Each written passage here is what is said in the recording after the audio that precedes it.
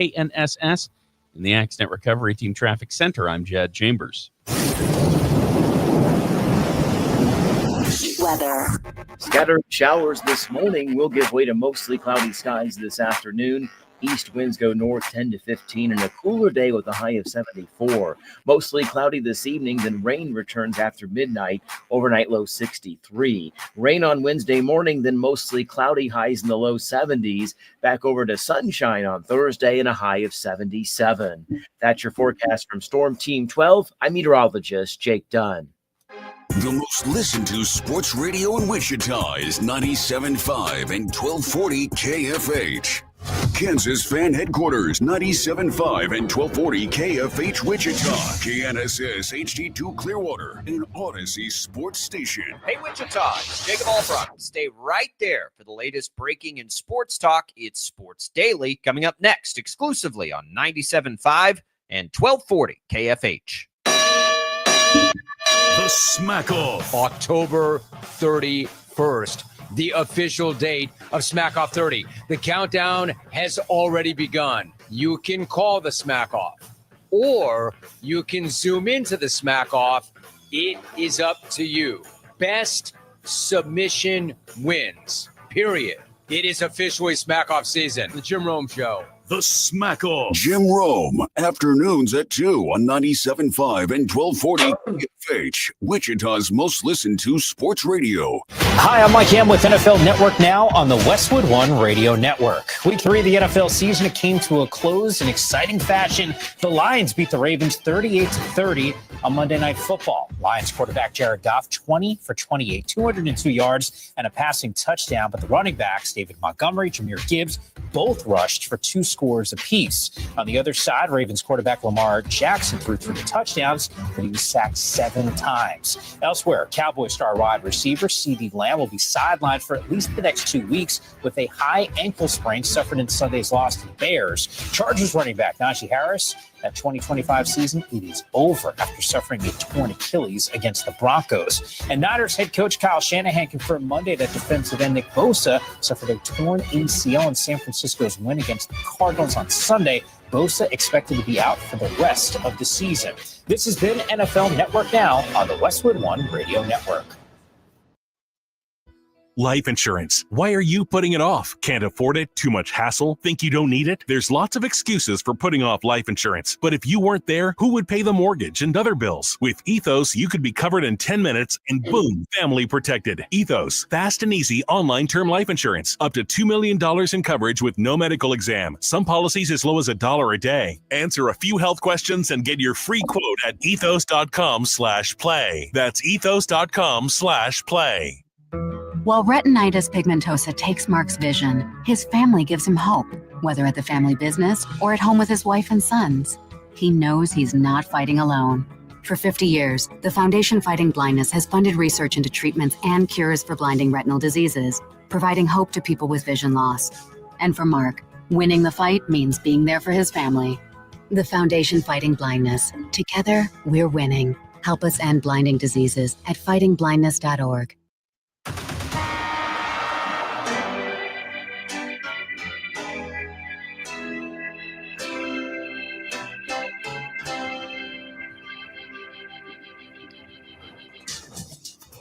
Now, from Wichita's most listened to sports radio, 97.5 and 1240 KFH, this is Sports Daily.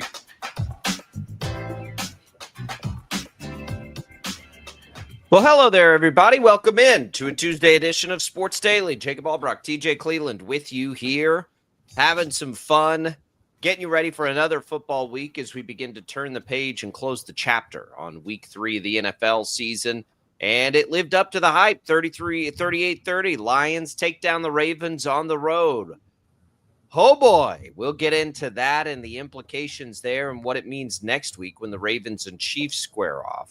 Having some fun with that. We will start to look ahead to the college football weekend, another mountain of injuries to navigate through in the NFL, some positive injury news when it comes to KState football yesterday, perhaps. It's all coming up for you. It's all What's on Tap, brought to you by the Wichita Brewing Company, now featuring the Pep Pepperoni Pizza, topped with sliced, cubed, and deli cut pepperoni. Pep Pepperoni, now available in a lunch or full size at Wichita Brewing Company. Pizza and beer made here. TJ, good morning. How are you? Good morning. This is I'm really playing with fire here with the home setup. Yesterday I was up at like 6 a.m. making sure everything was good to go. Today it was the roll out of bed at 6:45. See what we can do. We got here on time, so I'm pushing the limits a little bit. We know what we can do. It's early in the morning. You'll get used to it. It's a rainy morning. Makes it a little more difficult to get out of bed. There's no doubt about it.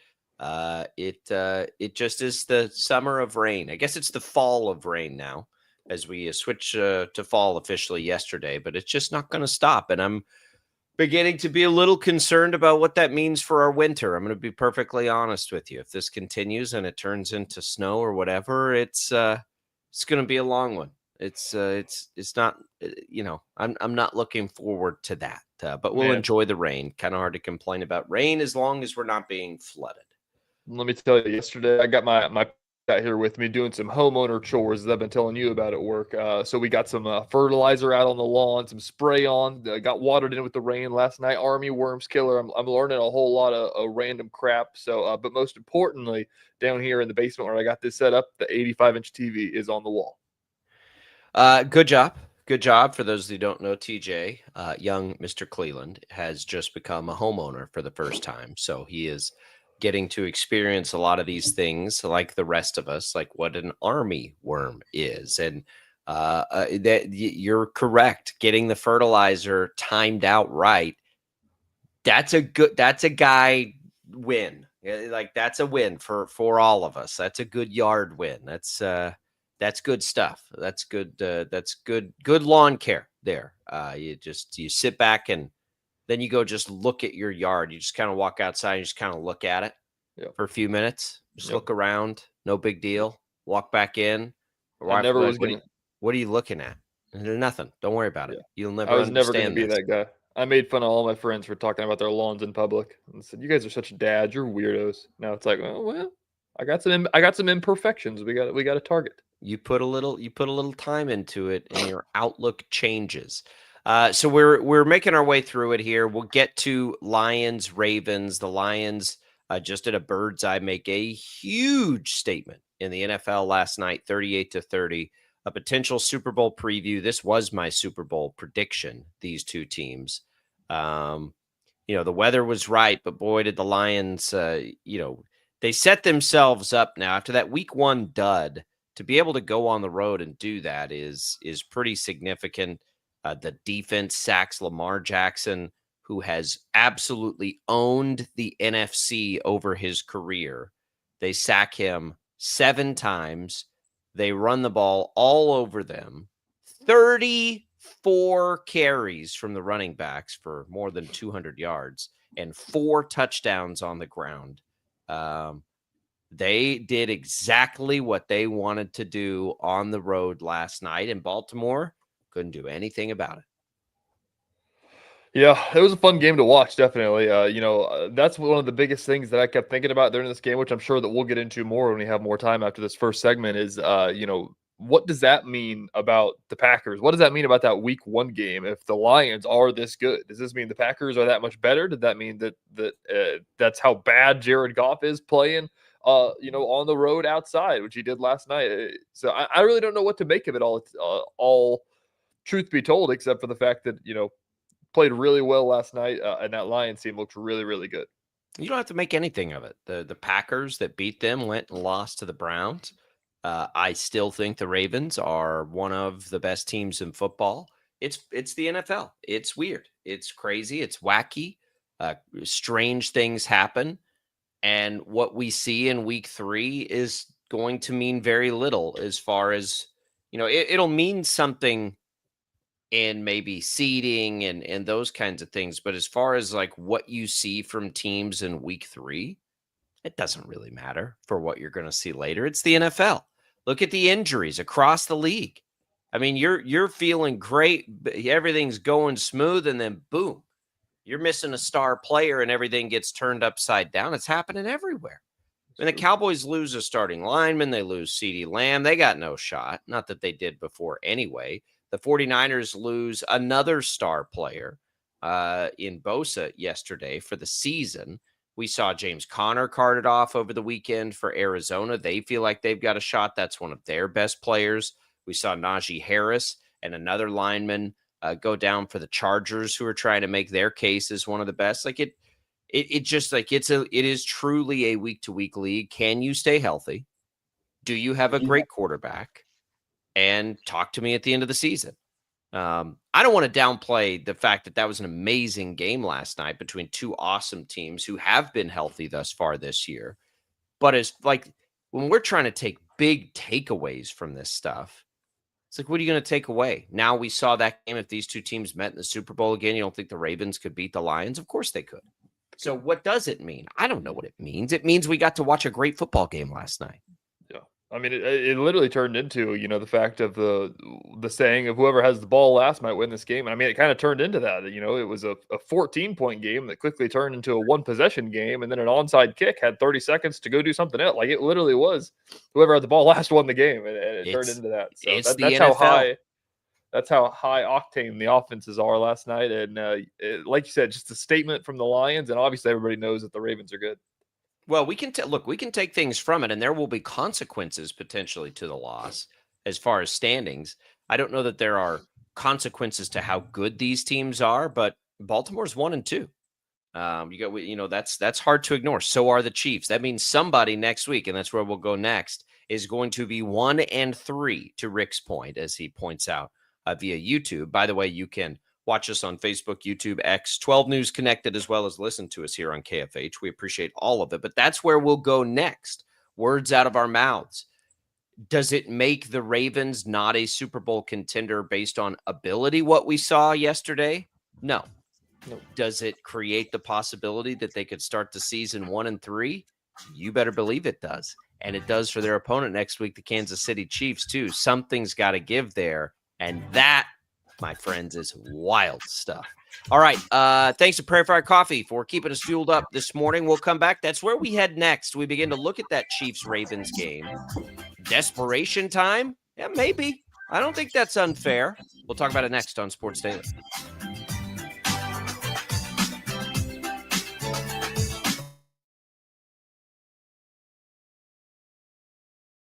Lightning, hail, tornadoes, flooding. It's the worst of severe weather, and it's coming. Spring brings warmer temperatures, but also dangerous weather conditions. Stay up to date day or night with the Storm Team 12 weather app. You'll get accurate forecasts, so you can plan ahead and stay safe, no matter the weather. Download the Storm Team 12 weather app, brought to you by Stutzman's Greenhouse. The future of television has arrived. Next Gen TV is here with stunning video, movie theater quality sound, enhanced voice clarity, and interactive features, all upgradable for the future. Learn more at watchnextgentv.com.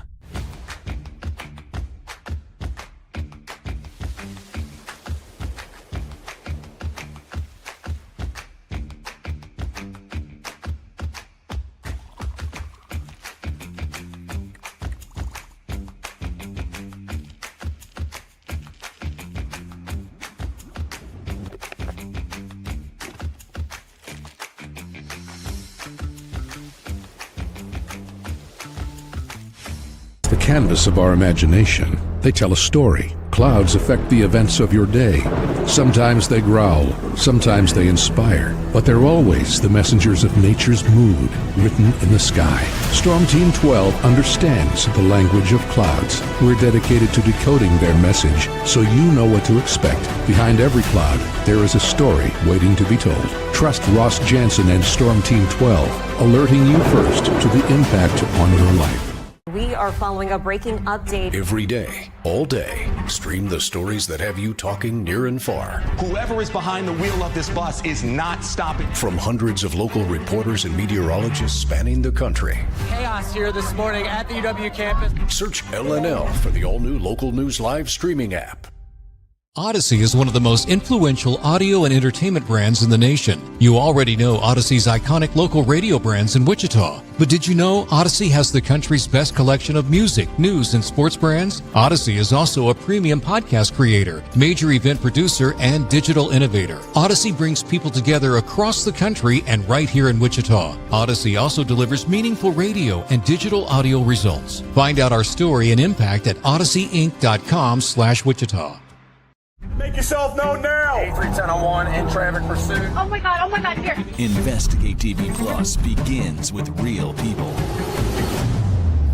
We investigate stories that impact you and inspire change every day. Something is broken. Real problems. Why are they hiding it? And real solutions. My daughter was dying in front of me. What was your reaction when he said that? Investigate TV Plus, weekdays at 3:30 p.m. on KWCH. Sometimes people tell us, I don't get it, it's just tea. But let me tell you, we are so much more than just tea. With 20 plus flavors of sweet and unsweet iced tea, the possibilities are endless. Come on in and try them all for free to find your favorite or get us on the go for your busy lifestyle. And don't miss happy hour every day. So the next time someone tells you it's just tea, tell them to come by and find out why we say, drink tea, be happy. Jim Rome here, lighting up your afternoons on The Jim Rome Show. Catch me starting at 2 on Wichita's #1 sports radio, Kansas Fan Headquarters, 97.5 and 1240 KFH.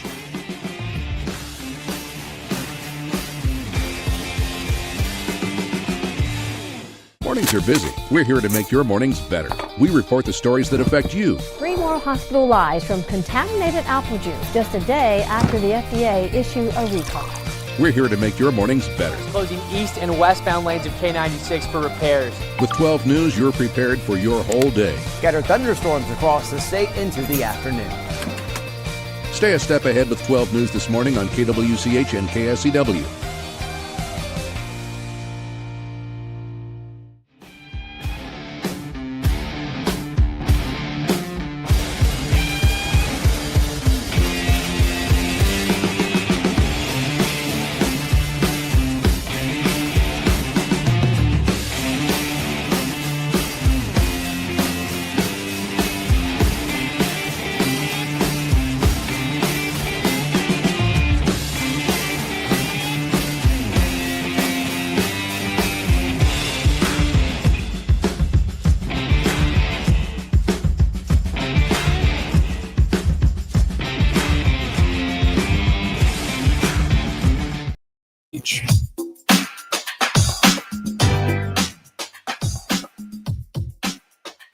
All right, welcome back, everybody. Sports Daily, Jacob Albrock, TJ Cleveland with you on a Tuesday. You can't count on much, but you can always count on Sundays with the NFL on CBS and Paramount Plus. Watch your local NFL game all season long, kicking off with the juicy Week 4 matchup between the Baltimore Ravens and Kansas City Chiefs. Visit ParamountPlus.com/NFL to get started today. Of course, you will see that game on 12 News as well this weekend. TJ, you'll be there, yes? Yes. TJ will be there at Arrowhead on Sunday. He and I will have, and Rachel will have Sports Sunday. No, it's just you and I on Sports Sunday this weekend after the game. So we'll have you all covered from this one this weekend. Looking forward to it. Headline game. Certainly didn't expect 2 1-2 teams walking into it.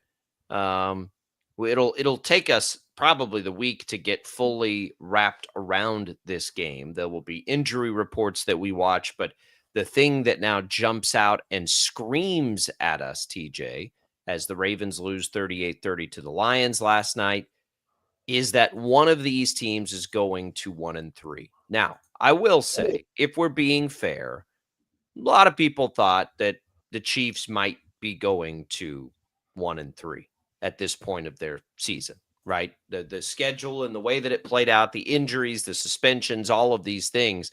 But boy, I don't think anybody thought the Ravens might be 1-3 at this point. A team that legitimately could be one of the best in the NFL. They blow it against the Bills.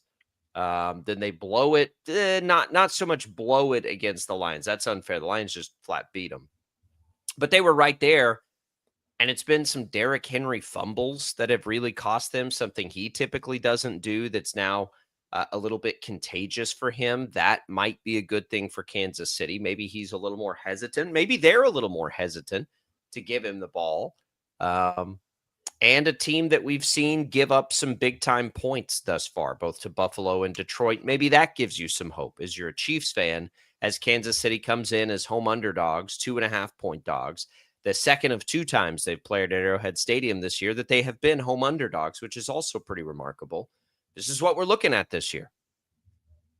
I just have a stat on my TV that just pulled up. Derrick Henry in his career in the fourth quarter prior to 2025 has 2 fumbles in the fourth quarter. 2025 has got 2 fumbles in the fourth quarter. So your point was immediately made there. I think the question begs about this now is, who, I don't want to say panic, but who's got the more reason to react to this? Is it the Chiefs or is it the Ravens? And then your brain for the Chiefs goes, well, it's not the Chiefs team we're going to see in 4 weeks. I think that it's more justifiable to go 1-3 at this point than if you're the Ravens. But also, when you look at that Ravens schedule, like you said, this Chiefs schedule, I mean, if the Chiefs were going to go 1-3, like this was the path that it was going to look like. You were going to beat the Giants and you're going to play 3 really good teams. We didn't really know that the Chargers were going to be this good, but you're going to lose to 3 really good teams. You look at who they lost to, like you said, Bills, Lions, and it would be Chiefs. That'd be a 1-3. So I don't think there's any really room to panic either way, but as you said, what this is going to mean for the playoff picture. Like these are 2 teams that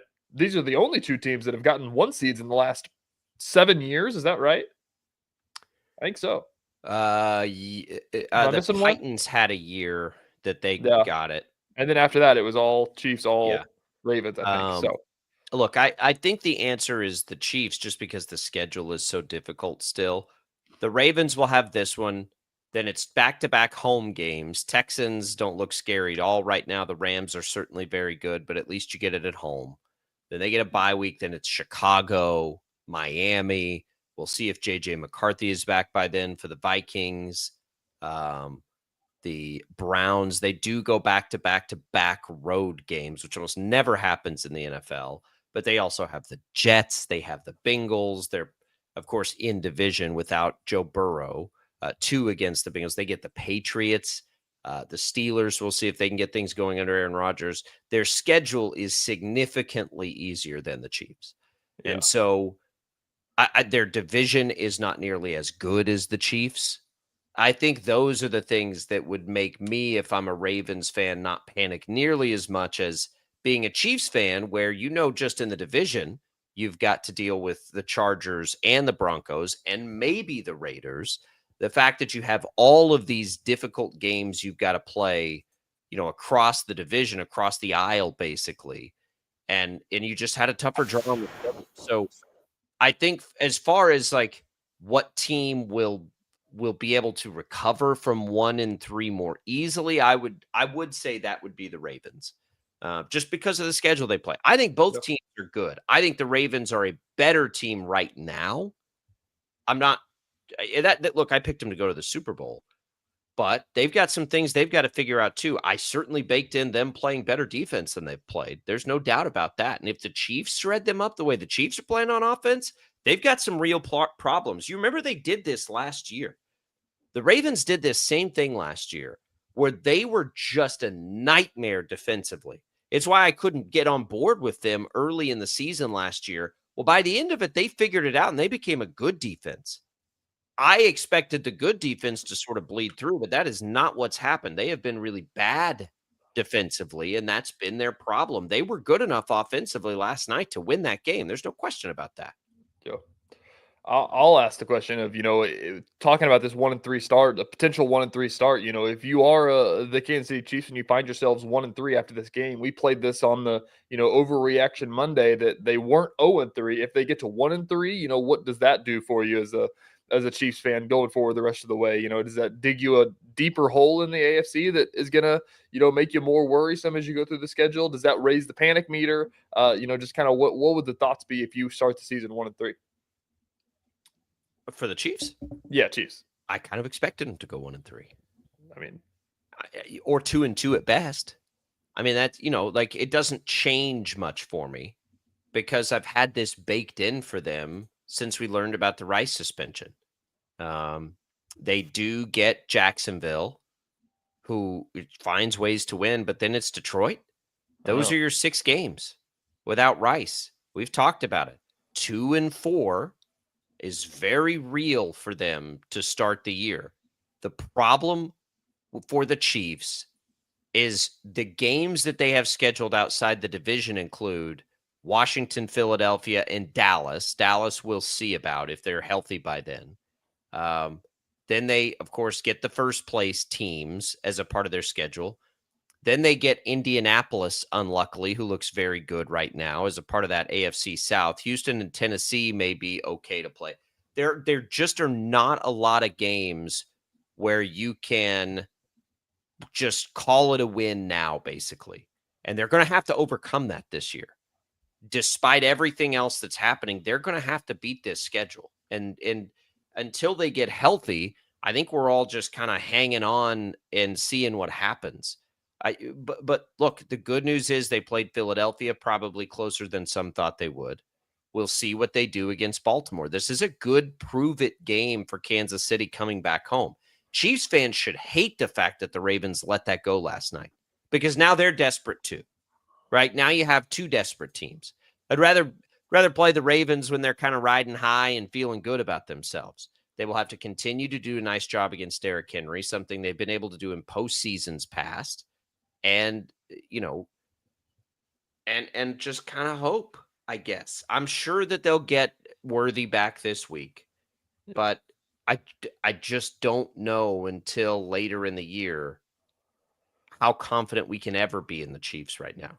And their schedule is going to make it very difficult for them to navigate their way into what may be a wild card spot this year. And I think that they will do that, but it's not going to be easy. They're not. We said this all off season. This isn't going to be a 15-win team again this year. They're going to drop significantly in their win total. By the end of the year, though, they could be a better team offensively than they were last year in the postseason. But we haven't had a chance to see that yet, and we won't for 3 more weeks. Yeah, you feel like we're going to get Xavier Worthy on Sunday. Does that make you feel more confident in this offense? Does that change significantly what they're going to do? Like, what is it going to be a different looking offense? How much does that make a difference? Just with Worthy? Yes. Probably not. Probably not. I think they're going to. He's a weapon. He's better than. But it's him and Tyquan Thornton basically right now. Well, so everyone and Joshua Briscoe yesterday, which you can go listen to on the Odyssey app if you'd like, or Chiefs Insider, Chiefs Radio Network, brought up that maybe I don't think Worthy's going to be a deep threat. Tyquan Thornton is very good at it. I think Worthy being there enhances Thornton's chances of single coverage, enhances his chances of getting open. I think Worthy slides in right now as just his own thing. Like he slides into that role that they've been missing, that Rashee Rice filled 2 years ago, that Worthy grew into last year, of just getting peppered with targets. I think they tried to do that with Hollywood Brown a little bit. Hasn't worked, tremendously. Juju Smith-Schuster, again, glad he's on the team, has almost nothing after the catch. And that's one of the big differences. Can Worthy take a 6-yard pass and turn it into a 20-yard gain because he's fast and a great athlete? I think he can. I don't think singularly all of a sudden this is a 17-point offense that turns into a 27-point offense. But I do think by the time he's there, if he's able to play and they get Rice back and maybe Royals gives you anything and the running game continues, then I think we're cooking a little bit there. I will admit, I thought Travis Kelce would be better than he's been thus far. I think Father Time may be winning the fight. And I thought that Kelce in his newer body type, right, as more of a receiver could be a little more. And they're being conservative with Travis Kelce. That's why he's arguing with Reed on the sidelines. I don't know how much better the offense is going to be. It'll be better. It'll be better. How much better? Will it be closer to the 30-point offense or the 20-point offense? Because we've seen the 20-point offense the last couple of years, the 30-point offense about the 3 years prior to that. I hope somewhere in between. But I think we have to be realistic with it. And right now they're making too many mistakes for that. How many points should they have scored against the Giants? We know against the Eagles they should have scored 10 more than they did. They should have scored at least 3 more than they did against the Giants. I mean, how many more should they have scored? I mean, how many times do they stall out in the red zone? Like 3 or 4? That's what I'm saying. That's my point. So, and I get you have to do it, and they've kind of struggled in the red zone in the past. I'm not downplaying that. But the Eagles should have been 10 more points. Kelsey drops a touchdown, basically, and Butker misses a field goal. Are we having this conversation if they put up 30 against the Eagles? Probably not. If Butker makes a field goal and even one of those is 4 more points because they were able to turn it into a touchdown against the Giants, we're talking about an offense that scored 29 points, right? So it feels worse than it is, I think, in reality. It has felt worse. And it's not because it's pretend. It's not pretend. They're making the mistakes that are costing them. That is a thing that's happening, right? But the mistakes are what are costing them. I don't think it's been an ineffective offense this year. And so I think the offense will get players in there that will help it. The question becomes, will they stop making the mistakes that are killing themselves right now? The penalties, the drops, the missed field goals, all these little things that are killing them. Can they turn those things around? Because if they can, they probably are more like a 25-point offense a game. And the way their defense is playing, and with Patrick Mahomes at quarterback, they're going to win a lot of games. So I think it feels worse than it is. Doesn't change the fact that their schedule is a death trap right now as they get the Ravens and the Lions in 2 of the next 3 weeks that they have to play. But we have to keep thinking big picture, big picture, big picture, big picture. But it doesn't matter how good they are, TJ, if they dig themselves too deep of a hole. And the Ravens are thinking the same thing right now, by the way. It's true. Yeah, I think it's just basically boils down to just the Kansas City Chiefs are lucky that they have the defense that they have going through this schedule. I mean, like it's insane looking at the schedule. Like we keep talking about it, but it is actually like this would be an awesome schedule to watch the 2022 Chiefs play, or you know, not the 20-point offense as of late is what you're saying. It would be awesome to see them go nuclear through all these NFC opponents and first place opponents and everything of that nature. But yeah, the defense is going to help them a ton. It has to stay at that level that it's going to, or it's going to be a stretch to get you know, a 7 seed like we were talking about. So if you can hold teams under 20 points, I think you'll win a lot of these games. So they're going to have to show up biggest. So you can say whatever you want about the offense struggles and everything like that. But even if they do struggle, they're still, I mean, they've had a chance at every single game. And I could see, I don't think they're ever going to get blown out by anybody. They might at some point. But again, it's all big picture when you're talking about, really, when you're talking about the Ravens and the Chiefs. I think there's more pressure on the Ravens to be a 1 seed type team this year than the Chiefs. I think people that are real with it are just like the Chiefs just kind of have to get there, right? The Ravens are a team where if the Ravens aren't winning their division or doing anything like that, you're like, man, that's pretty disappointing. Look at the Ravens division. Joe Burrow's not in it. Steelers offense does not look good. The Browns are really good on one side of the ball.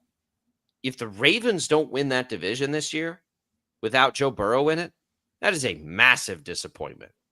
If the Chiefs don't win the division this year, like, yeah, okay. Yeah. I didn't know if they were going to win it anyway, right? True. Especially when you saw the Rice suspension. Like, okay, that's fine, right? Like, it's not that big a deal. We didn't, like, they were threatened more to lose it the second Joe Burrow got hurt. The Bengals were a threat to win the North. We didn't know if the Steelers were. It certainly doesn't look like they will be. Now, that division looks like the Ravens easily. So I think 1-3 is not that big a deal for the Ravens. Back to the original question. I don't think it matters that much because I think at the end of the year, if they start 1-3, they'll still be, 12-5, 11-6. The Chiefs start 1-3, which we've always known was a possibility. They'll have a much tougher hill to climb. And so I would still say the pressure is on Kansas City this weekend, even though it got added to by Baltimore blowing that one yesterday. They didn't blow it. Why do I keep saying that? They did not. Detroit imposed their will on that game. Detroit absolutely went to Baltimore and won that game. Good for Dan Campbell. What coordinators. He is still a great coach, and they did exactly what they wanted to do on the road against that team. Detroit looks like a force, and I feel good now again about sending him to the Super Bowl in my picks because that first week I did not. Now you feel good a little bit. But it's going to be great. This is game of the week. It's going to be an awesome game. It is going to be dramatic and intense and emotional and stressful. And that's what's great about the NFL. It's week 4, and we get that kind of game. No, there's going to be some crazy things that are going to happen just because of these two teams matching up. The fact that it's in Arrowhead is going to add an extra layer to the Kansas City Chiefs. So the fact that this is a home game, the 3 o'clock window on KWCH, even throw that in there, it's going to be an awesome matchup. It will be fantastic, and we cannot wait for it. It's the NFL, man. It never doesn't give us what we need. It doesn't. Thanks to Crestview Country Club for being great supporters of the program. Get out there, check them out. One of the things that's great about it is, you can kind of play on your time. Later this week, don't have a lot of time this week. Got time for 9 holes. Find myself an hour. I got that booked out. I'm going to go play 9 holes right in the middle of my workday. And you can do things like that too. Give them a call. Tell them we sent you here from Sports Daily. We appreciate their support on the program. All right, we still have quite a bit to get to today. We're going to begin the preparations for the college football week coming up. Back to the Big 12 for KState. Maybe some positive injury news. KU trying to keep that momentum going. So we'll have that for you. Another legend in college basketball in the coaching ranks hangs it up yesterday. We'll discuss Bruce Pearl's retirement. It's all coming on Sports Daily for you. It's all Brockton Cleveland on the Kansas Fan Headquarters. Keep it here.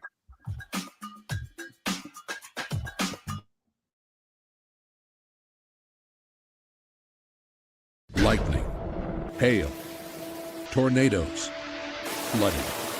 It's the worst of severe weather, and it's coming. Spring brings warmer temperatures, but also dangerous weather conditions. Stay up to date day or night with the Storm Team 12 weather app. You'll get accurate forecasts, so you can plan ahead and stay safe, no matter the weather. Download the Storm Team 12 weather app, brought to you by Stutzman's Greenhouse. The future of television has arrived. Next Gen TV is here with stunning video, movie theater quality sound, enhanced voice clarity, and interactive features, all upgradable for the future. Learn more at watchnextgentv.com.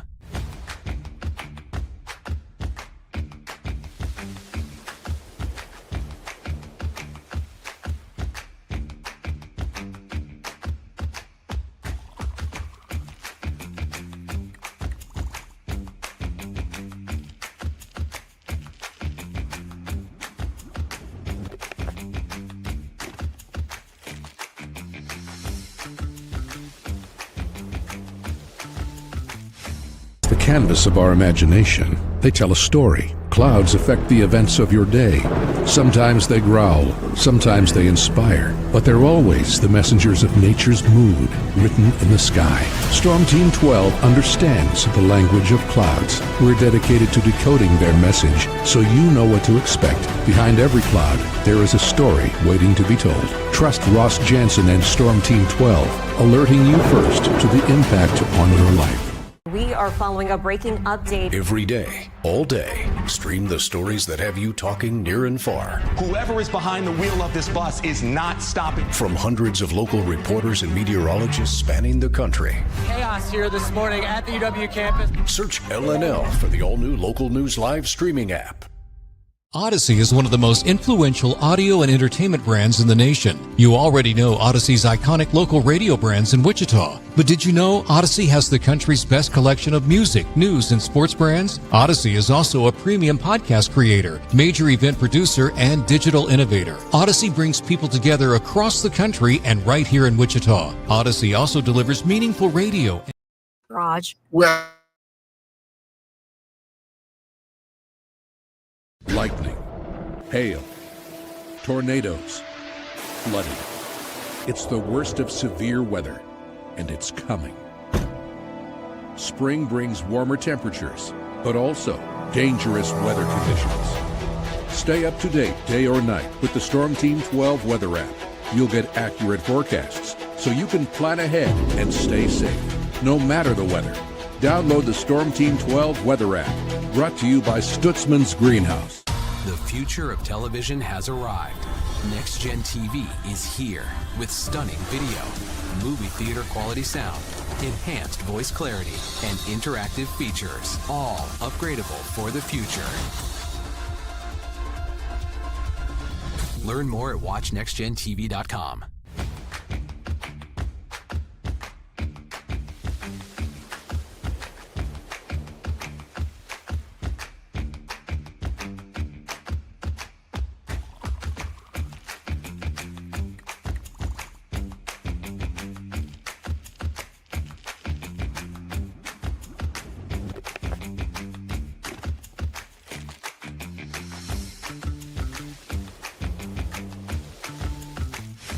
The canvas of our imagination. They tell a story. Clouds affect the events of your day. Sometimes they growl, sometimes they inspire, but they're always the messengers of nature's mood, written in the sky. Storm Team 12 understands the language of clouds. We're dedicated to decoding their message so you know what to expect. Behind every cloud, there is a story waiting to be told. Trust Ross Jansen and Storm Team 12, alerting you first to the impact on your life. We are following a breaking update. Every day, all day, stream the stories that have you talking near and far. Whoever is behind the wheel of this bus is not stopping. From hundreds of local reporters and meteorologists spanning the country. Chaos here this morning at the UW campus. Search LNL for the all-new Local News Live streaming app. Odyssey is one of the most influential audio and entertainment brands in the nation. You already know Odyssey's iconic local radio brands in Wichita. But did you know Odyssey has the country's best collection of music, news, and sports brands? Odyssey is also a premium podcast creator, major event producer, and digital innovator. Odyssey brings people together.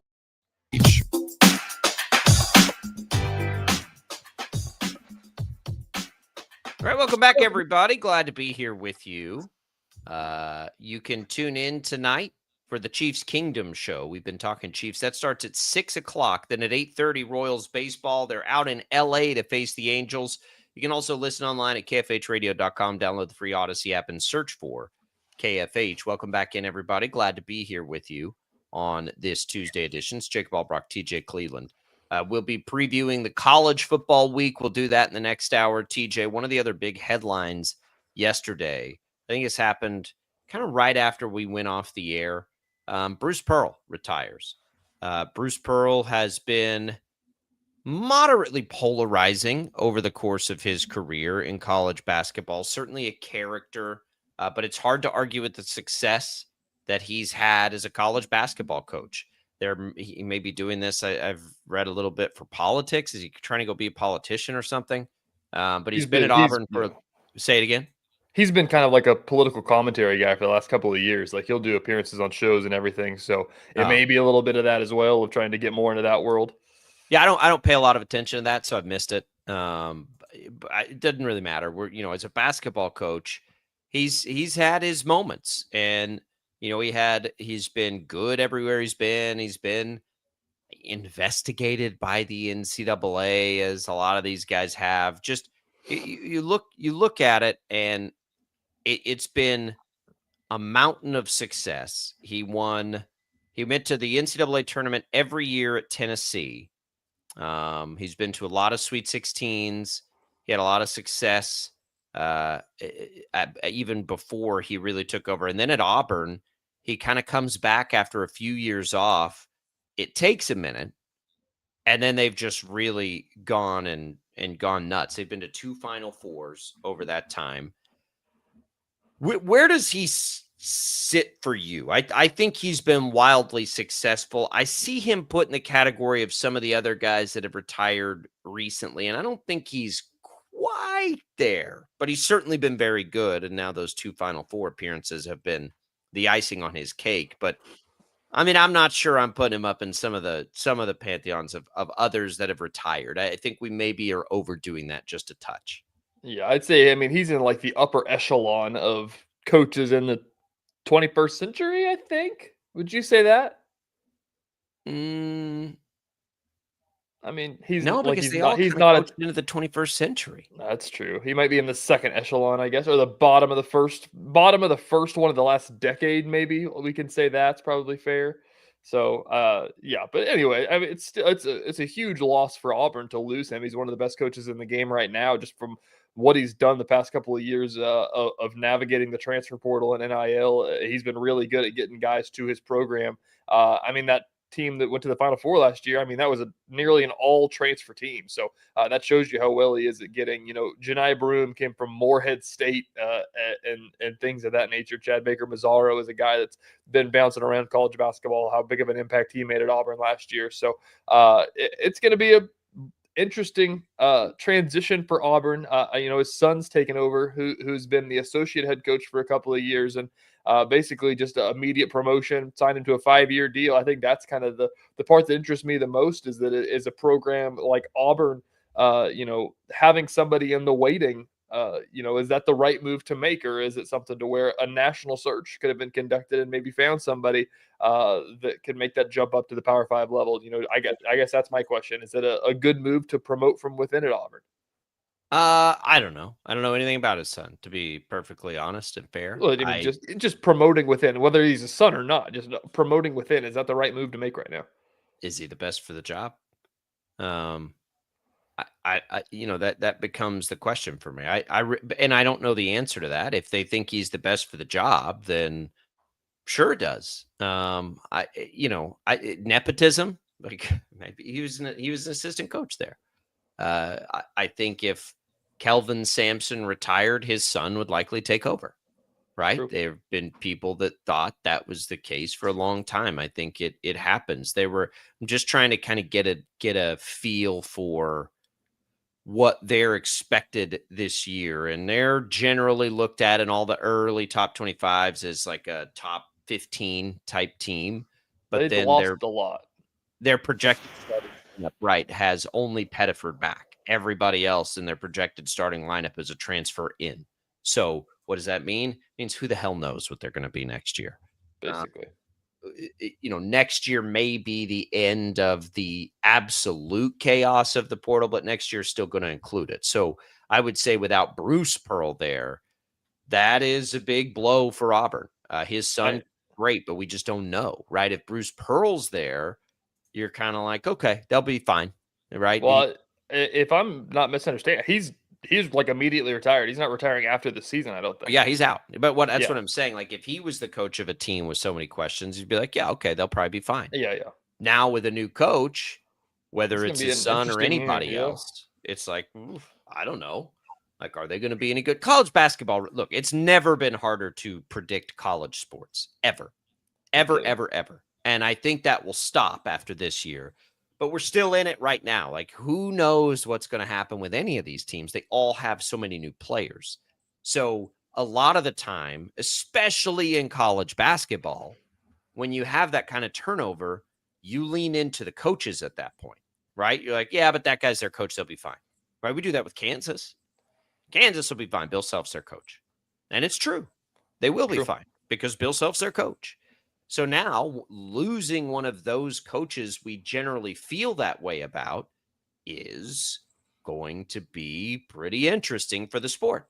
Is Auburn still going to be able to be that good? I don't know. We've never seen, is it Stephen Pearl? Yep.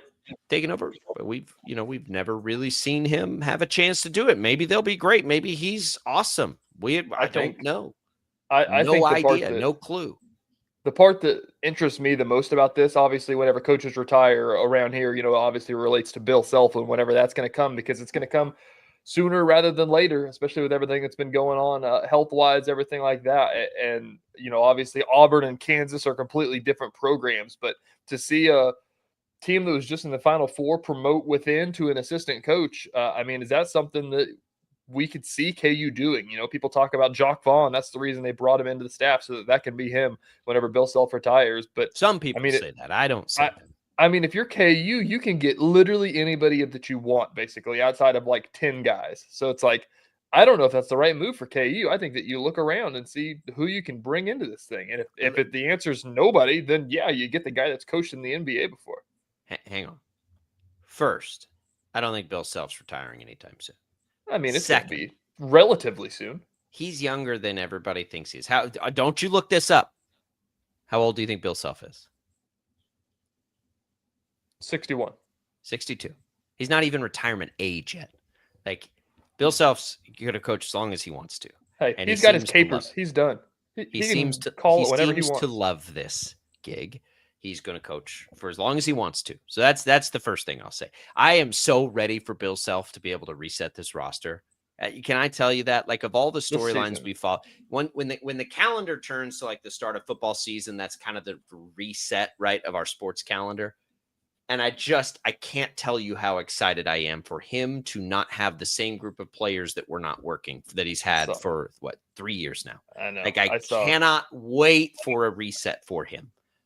Because he had a difficult task in making a roster that was very talented fit together that was just not going to fit. So I am so excited for that because I get the health concerns. Those are his concerns and his concerns only. He'll decide how concerning his health concerns are. Other than that, he's wildly successful. He's not nearly as old as some of these guys are. And so, like, I don't know why we always, I suppose it's because of the health. I think the other reason, though, TJ, that it gets talked about is because we see these other guys retiring. I think that's why people look at that with Bill Self and they're like, oh, well, Bruce Pearl was 3 years older than Bill Self, right? Like, it's what I'm saying is, like, he's not as old as people. He's not like Mike Krzyzewski. He's not like Roy Williams. And he's 62. I mean, you just made your point that Bruce Pearl was only 3 years older and he retired. Bruce Pearl apparently wants to go be a politician. Like, that's what I'm saying. Like, these other guys are getting out for whatever reason they're choosing to get out, whether they don't like the transfer portal, whether they don't like the new. Bill Self seems to embrace all of this. Have you ever, what tells you Bill Self doesn't like the transfer portal or NIL or any of this? Have you ever gotten that indication from him? No, he said out loud that he loves it. So I don't understand, outside of health, which again is his concern to have.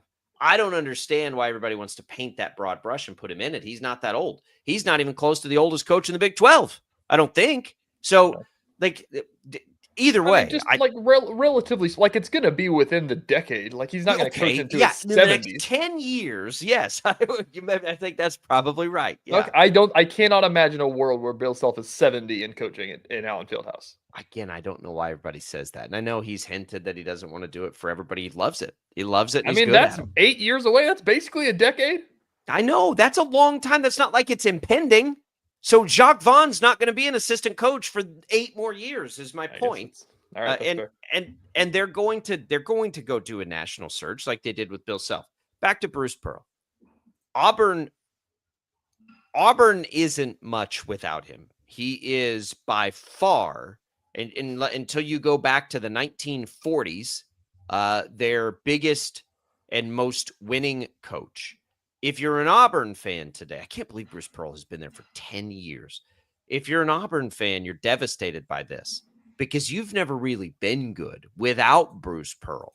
And that's probably, as much as anything, why Bruce Pearl had all the leverage here to get his son that job, right? They don't know winning basketball outside of Bruce Pearl. So Bruce Pearl can simply say, you're going to go find somebody better than the only thing that you've seen success with? Hire my son, and I'm going to step away. And if, I think he used some leverage there. It's fine. I don't have a problem with that. I would do it too if it were my kid. So we'll find out pretty quick, though, if Stephen Pearl can coach. But if you're an Auburn fan, man, you're devastated by this because he's the only guy that's ever really won there in basketball. And I don't think that it becomes one of those questions. Were they successful because of Bruce Pearl or because of the program? And it's not a question. They were successful because of Bruce Pearl. Correct. Yeah. I think that the fact that makes it even tenfold is the fact that the SEC is becoming the new Big 12 of college basketball as well. And like all the pressure that's going to be put on that conference. I mean, you're a guy who has, correct me, I don't know anything about Stephen Pearl's resume, but I don't think he's ever been a head coach. So it's like, no, he has not. He has not done anything besides stand next to his dad. In 2017, he became an Auburn assistant. In 2023, he became the Auburn associate head coach, and now he's the head coach. He's 38 years old. He's younger than I am. I think, and again, I don't have a problem with them promoting him, the Bruce Pearl regime is the only one that's ever really been successful in modern times for Auburn. So promoting from within of the only ones that have ever been successful does make sense to me. It does. And we have no insight into the inner workings of that program. None. Zilch. He may be the reason they're getting all these good players. That kind of thing happens all the time. We know that. So I have no problem with it. I just know that if I'm a fan, I'm nervous. I'm very nervous. Bruce Pearl is the reason they've been relevant, and he's not there anymore. All right, when we come back, we'll take you around some of the other headlines. A lot of injury news in the NFL to get caught up on. Some as we watch the practice reports this week begin tomorrow. And we'll get you ready for the college football weekend. It's all coming for you on a Tuesday edition of Sports Daily. Don't go away.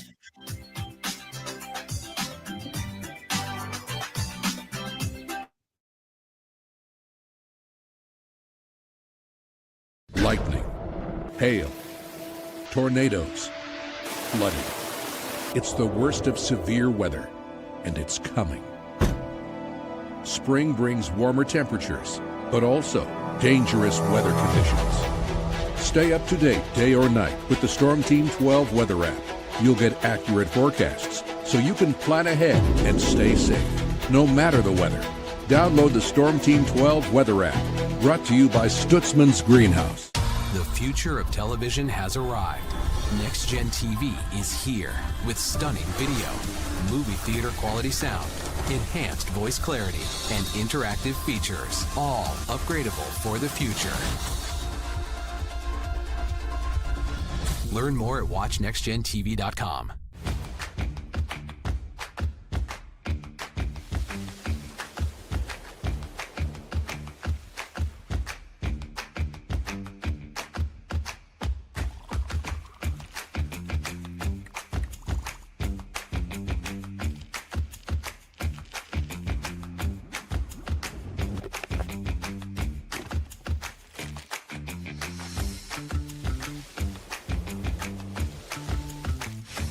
Canvas of our imagination. They tell a story. Clouds affect the events of your day. Sometimes they growl, sometimes they inspire, but they're always the messengers of nature's mood written in the sky. Storm Team 12 understands the language of clouds. We're dedicated to decoding their message so you know what to expect. Behind every cloud, there is a story waiting to be told. Trust Ross Jansen and Storm Team 12, alerting you first to the impact on your life.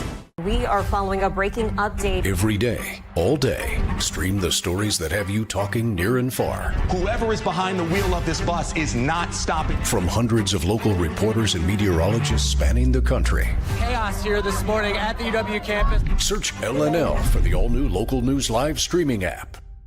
Odyssey is one of the most influential audio and entertainment brands in the nation. You already know Odyssey's iconic local radio brands in Wichita. But did you know Odyssey has the country's best collection of music, news, and sports brands? Odyssey is also a premium podcast creator, major event producer, and digital innovator. Odyssey brings people together across the country and right here in Wichita. Odyssey also delivers meaningful radio and digital audio results. Find out our story and impact at odysseyinc.com/Wichita.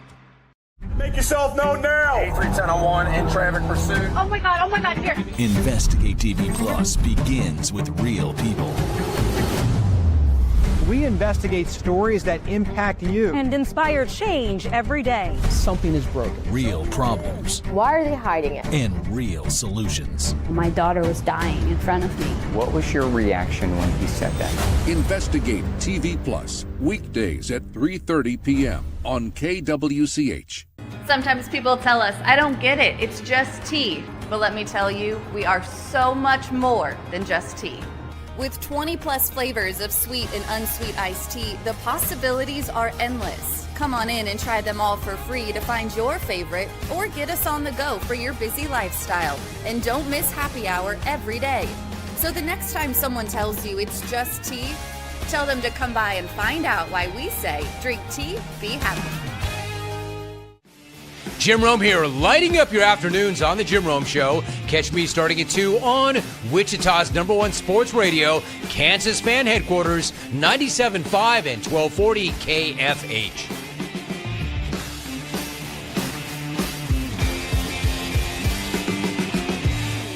Mornings are busy. We're here to make your mornings better. We report the stories that affect you. 3 more hospitalized from contaminated apple juice just a day after the FDA issued a recall. We're here to make your mornings better. Closing east and westbound lanes of K96 for repairs. With 12 News, you're prepared for your whole day. Scattered thunderstorms across the state into the afternoon. Stay a step ahead with 12 News this morning on KWCH and KSCW.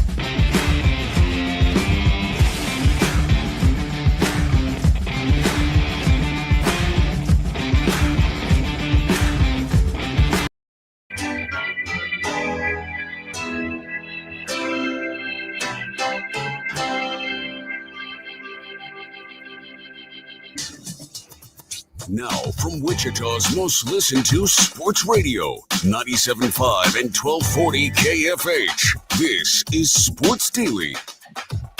All right, welcome back in, everybody. Glad to have you with us on this Tuesday edition of Sports Daily here for another hour. Jacob Albrock, TJ Cleveland. We'll get you ready for the college football weekend coming up. A couple other headlines we want to get to as well. It's all what's on tap, brought to you by the Wichita Brewing Company, featuring Oztoberfest, the deeply copper-colored German-style lager that will make you click your heels, grab your stein, and follow the copper brick road to the land of Oztoberfest. Wichita Brewing Company, pizza and beer made here. I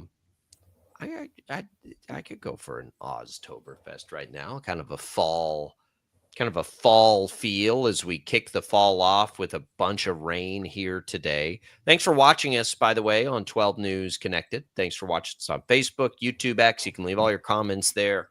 We can get to them. You can leave us voice messages if you're listening to us on the Odyssey app. Just go in there and click that, and there's a little microphone. You can leave us a voice message. It's a pretty cool little feature as we make our way along. Another big headline, TJ, this is a bummer.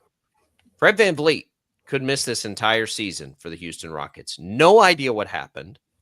Out of nowhere, off the top ropes, we get the report that Fred tore his ACL and could miss the entire season for the Rockets. Just signed a new $50 million extension.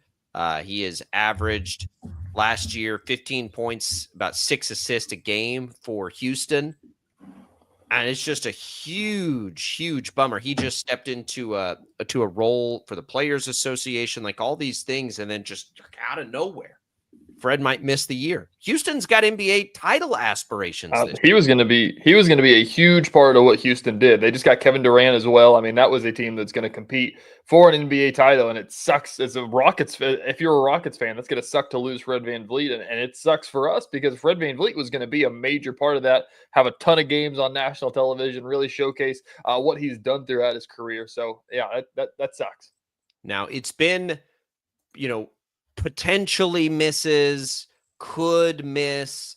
The reporting's been a little vague, so we'll have to see on that. The recovery on that is better than it used to be, so I suppose there's still a chance he could come back late in the year. We don't have a lot of insight into what exactly happened, what kind of tear. There are different kind of tears. Most of the time we hear about that stuff as football injuries, right? But we'll just have to see. Either way, though, the former Shocker, it just sucks. It just sucks because I really do think they had a shot to win a title. They may still, but you certainly wanted to see Fred be a part of that as we make it. But that injury happened yesterday. We'll keep our ear to the ground. Well, we got the news of the injury yesterday. Don't know when it happened, but we'll keep our ear to the ground and see if we get any more information on that as it pertains to Fred VanVleet. Real quick, we'll go back to Monday Night Football because we're turning the page to college football in our next longer segment, TJ. The Detroit Lions, we made this a lot, the discussion we had in the last hour about the Ravens going to 1-2. now 1-2 versus 1-2 next week against the Chiefs. All of these things, man. I got to tell you, the Lions drew that up exactly how they wanted to. The running backs had great games. They were both effective. Jared Goff was efficient. They picked up the big first downs late. The offense looked incredible. The defense, not as much, but they had 7 sacks, which is, if you can sack the quarterback 7 times, maybe you can give up a few more points. But as much as we look at the Ravens as far as next week, because we obviously care they're playing the Chiefs, does that reestablish the Lions for you? I mean, with the win last night, probably. I mean, that's a huge win for them.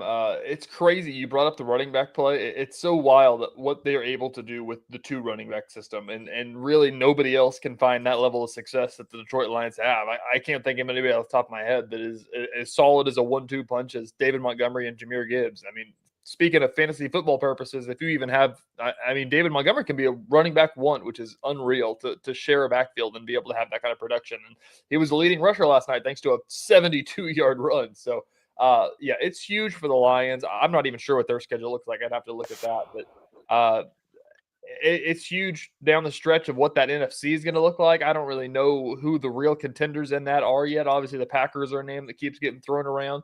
But, it feels to me like it's the Lions NFC to lose at this point.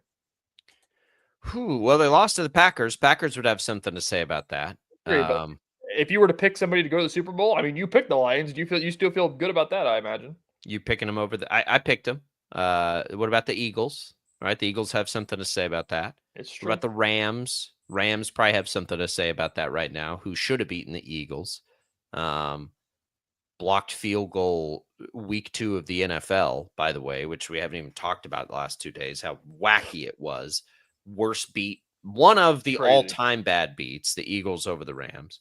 But I think they, if nothing else, they're at least back there where we had them. So I picked them anyway. I think that I would like to see their defense play a little better than it has. I know they had all the sacks yesterday. That's fine, but they still gave up 30 points. I do. The reason I picked them to go to the Super Bowl is because they get Hutchinson back. I think he's a baller. And I just kind of keep the offense to me, outside of the Ben Johnson factor. And I said this before, everyone, the coordinators is a big deal. I get it. But Dan Campbell is the reason that the Lions are the Lions, right? That's a Dan Campbell thing. Those coordinators are great. And I think they're both going to end up being good head coaches. But Dan Campbell is the guy there, and he didn't go anywhere. So, yeah, it might take a minute, but I did anticipate their defense getting better. I'm not sure that I would say it's there yet. So that's what gives me a little hesitation. I would still pick them, but when you look at the defense, the Packers can play. When you look at the defense, the Eagles can play. When you look at the defense, the Rams can play. That's where the Lions have to catch up. Now, I will take the Lions offense over all of those teams, every single one of them. It does make me feel better about putting them in the Super Bowl, for sure, watching them play the way they played last night.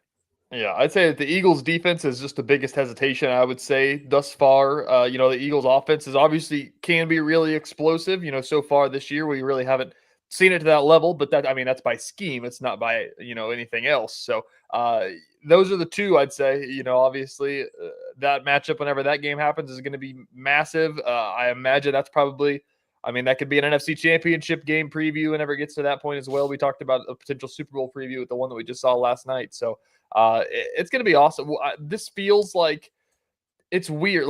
We were talking to Wyatt Thompson yesterday about the Big 12, and he was saying you can kind of feel that there's some floating to the top and some floating to the bottom of the Big 12 of how it's going to line up.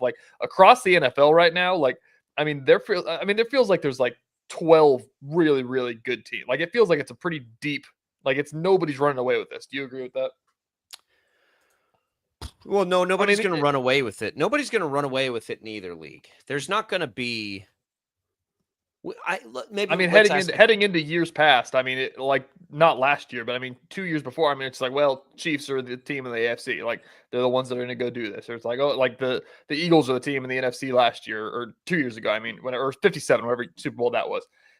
This year, it feels there's legitimately 6 teams in each side that could go to the Super Bowl. Correct. I agree with you. And we kind of felt that way going in. Yeah. I think the Bills probably end up with the most wins, if I had to guess. What is the fewest number of losses we'll see across the NFL this year? Oh man, I mean 3, 4? I was going to say 4. I mean, nobody's going to go 15. I don't think anybody's going to have 15 wins. Like, I don't either. I think the Eagles probably and the Bills represent the best chances to do that. The Bills certainly because of the division they play in. The Eagles, I predicted Washington would take a step back this year. Giants aren't any good. The Cowboys can't play any defense. So the Eagles probably also have a shot. They've also survived some of their most difficult games, Chiefs, Rams, out of division. So I would say those are the 2 teams. Can they keep it to 3? Yeah, maybe. It's possible. But again, even with that, I'm with you. The reality is you're at least 4 deep in each conference, right? No matter how you stack them up in the NFC, I would say it's some combination of Lions, Packers, Eagles, Rams right now. And I know that I'm not talking about records. I'm talking about when the push comes to shove. And I'll put the Buccaneers in there. They got to get a little healthier. They've got some injury scares now to deal with. They're going to be out without Godwin and Mike Evans probably for a little while. But they deserve to be in there. And then on the other side, it's the same cast of characters it always is, right? It's the Ravens, it's the Bills, it's the Chiefs at minimum. It's probably now also the Chargers. And we'll see if the Bengals can get Joe Burrow back in time, if they can survive the time without him and get him to the postseason. But it does feel way deeper than it has in recent years, for sure, where it felt like it was either the Chiefs, the Ravens, the Bills, and maybe the Eagles to lose. And that was it. And that, it's going to be deeper than that. And we're going to get frustrated trying to bet the NFL this year. It's going to be very hard, I think. That's the point that I made about the Chiefs Giants spread is that like the NFL is always hard to bet in my opinion. Like I like betting on college football more because you get the 22-point lines that you can try to leverage around. Like the NFL is always hard to bet. This year it's like literally like we've seen pick'ems across the board, like 3 points because of the home field, and that's it. Man, I am so far the opposite. I don't enjoy betting college football nearly like I do the NFL. And that's not because of it's fun to bet the NFL. It's fun. I just missed it last night, man. Just missed it again. Zay Flowers needed just a little bit more. Just a little bit. I did hit one bet to pay for the week, so it's all right. All right, we'll come back. Let's talk about that college football weekend as it pertains to K-State KU when we return.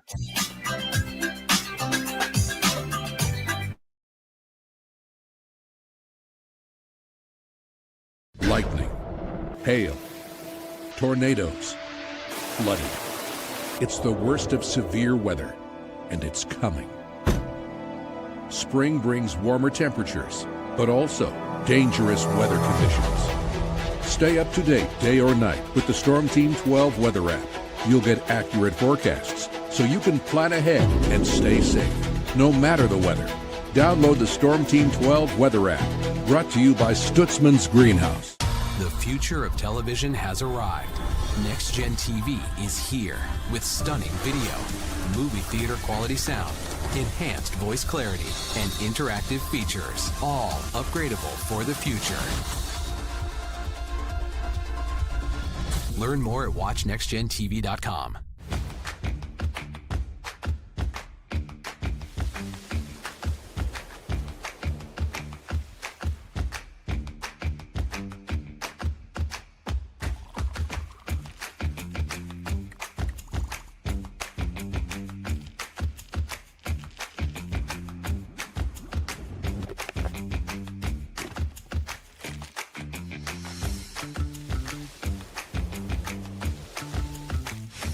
The canvas of our imagination. They tell a story. Clouds affect the events of your day. Sometimes they growl, sometimes they inspire, but they're always the messengers of nature's mood, written in the sky. Storm Team 12 understands the language of clouds. We're dedicated to decoding their message so you know what to expect. Behind every cloud, there is a story waiting to be told. Trust Ross Jansen and Storm Team 12, alerting you first to the impact on your life. We are following a breaking update. Every day, all day, stream the stories that have you talking near and far. Whoever is behind the wheel of this bus is not stopping. From hundreds of local reporters and meteorologists spanning the country. Chaos here this morning at the UW campus. Search LNL for the all-new Local News Live streaming app. Odyssey is one of the most influential audio and entertainment brands in the nation. You already know Odyssey's iconic local radio brands in Wichita. But did you know Odyssey has the country's best collection of music, news, and sports brands? Odyssey is also a premium podcast creator, major event producer, and digital innovator. Odyssey brings people together across the country and right here in Wichita. Odyssey also delivers meaningful radio and digital audio results. Find out our story and impact at odysseyinc.com/Wichita. Make yourself known now. 31001 in traffic pursuit. Oh my God, here. Investigate TV Plus begins with real people. We investigate stories that impact you. And inspire change every day. Something is broken. Real problems. Why are they hiding it? And real solutions. My daughter was dying in front of me. What was your reaction when he said that? Investigate TV Plus, weekdays at 3:30 p.m. on KWCH. Sometimes people tell us, I don't get it, it's just tea. But let me tell you, we are so much more than just tea. With 20 plus flavors of sweet and unsweet iced tea, the possibilities are endless. Come on in and try them all for free to find your favorite or get us on the go for your busy lifestyle. And don't miss happy hour every day. So the next time someone tells you it's just tea, tell them to come by and find out why we say drink tea, be happy. Jim Rome here, lighting up your afternoons on The Jim Rome Show. Catch me starting at 2 on Wichita's #1 sports radio, Kansas Fan Headquarters, 97.5 and 1240 KFH.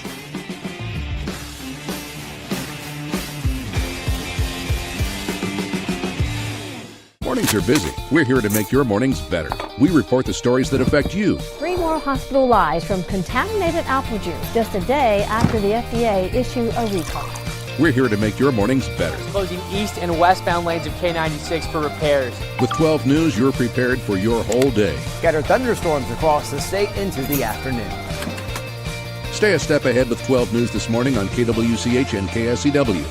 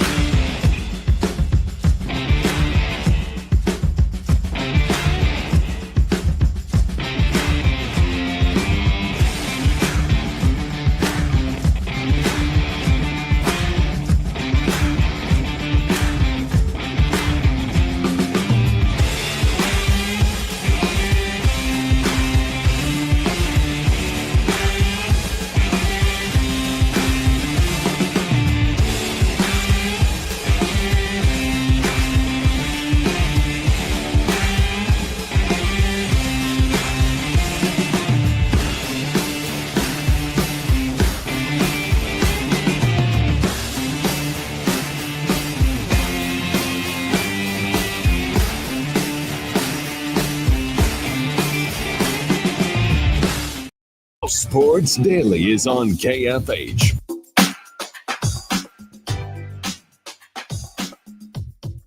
You want to win some HDO? You can do it right now. Text the keyword T to the short code 20357. That's T to 20357. That'll get you a free cup of iced tea on us at either East Wichita, West Wichita, or in Derby. Try the all-new caramel apple iced tea. Try the all-new poppy creations while you're in there. The free tea won't qualify for these, but they are delicious. The root beer floatin' or the orange dream poppy collaborations. Go to HDO, check them out. T to the short code 20357 for your chance to win. All right, welcome back into Sports Daily, everybody. Jacob Albrock, TJ Cleveland here. TJ, let's get you ready for the college football weekend. It is going to be the first full. We're kind of in that Big 12 groove right now. We look around the league. TCU looks really good. BYU, we're ready to get a look at. We've seen Iowa State in league action. Texas Tech, who is on a bye this week, looked very good against Utah last week. I was with, I think, 4 nieces and nephews who were all at Tech this weekend watching that game. We have some family connection to the starting quarterback there who did leave that game because of injury, and then the backup comes in and is awesome. Their defense looks good, though. They are a real threat in the league. And so then we look at Kansas and Kansas State. Can either of them still be threats in the league? K-State, believe it or not, is still a 6-point favorite at home against UCF, who has not lost this year. I don't understand. Well, I understand. I do understand. I do understand it. What are you going to make him a 6? What are you going to make him a 6-point home dog? I'm not going to make. I mean, they could be favored by like one or like this should be a pick 'em if you like K-State, but like why is K-State favored by a touchdown when they've only beaten an FCS team? I think it is such a perfect like explanation as you look at it and still scratch your head. Exactly. They should be better than they are, right? Yeah. They have not been. Nope. So which is it?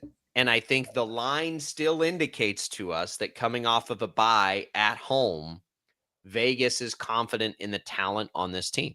This is the Chiefs lines from the Super Bowl 58 season a couple of years ago. Yeah. Whenever they were like, what were they, the 5 seed or something like that? And they kept losing games, and they were favored by 8 every time they played. And it's like they haven't covered this number ever. Well, the Chiefs have historically. They also last year they were actually decent at it, but